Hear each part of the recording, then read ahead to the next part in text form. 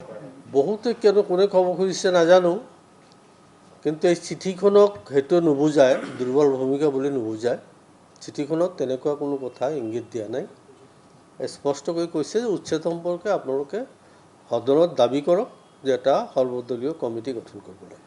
মানে আপুনি কিমান দূৰ ভাবিছে বা আপোনাৰ দৃষ্টিত আপুনি নিজক কেনেকৈ ধৰণে দেখিছে যে বিৰোধীয়ে বা ৰাজ্যৰ সমস্যাবিলাক আপোনালোকে সদনত কেনেধৰণে উত্থাপন কৰিছোঁ বুলি ভাবিছে নিজে? আপোনালোকে পাৰফেক্টলি ভাবিছেনে? না, মই ঠিকেই কৰিছোঁ।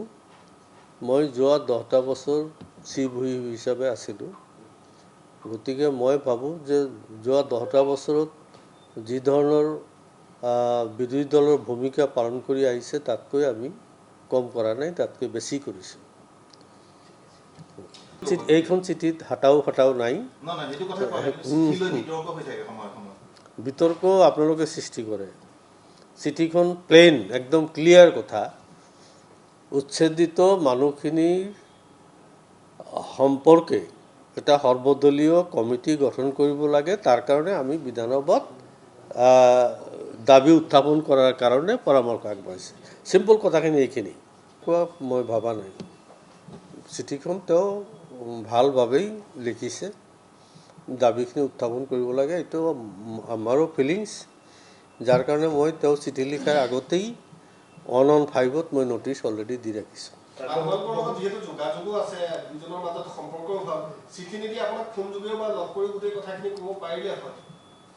তেওঁ মানে এটা ফৰ্মেলিটিজ অবজাৰ্ভ কৰিছে। মোলৈ চিঠি দি কপি দিছে আমাৰ deputy leader, chief whip, secretary, আমাৰ পাৰ্টিৰ প্ৰেচিডেণ্টক।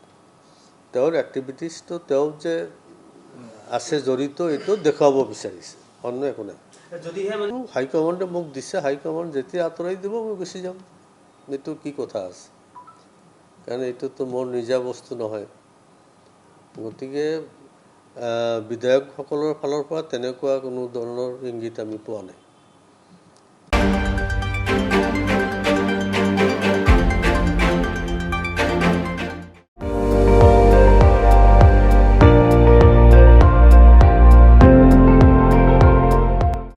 আপুনি চাই আছে ND24, সৰ্বশ্ৰেষ্ঠ নহয় সৰ্বোত্তমৰ দৌৰ।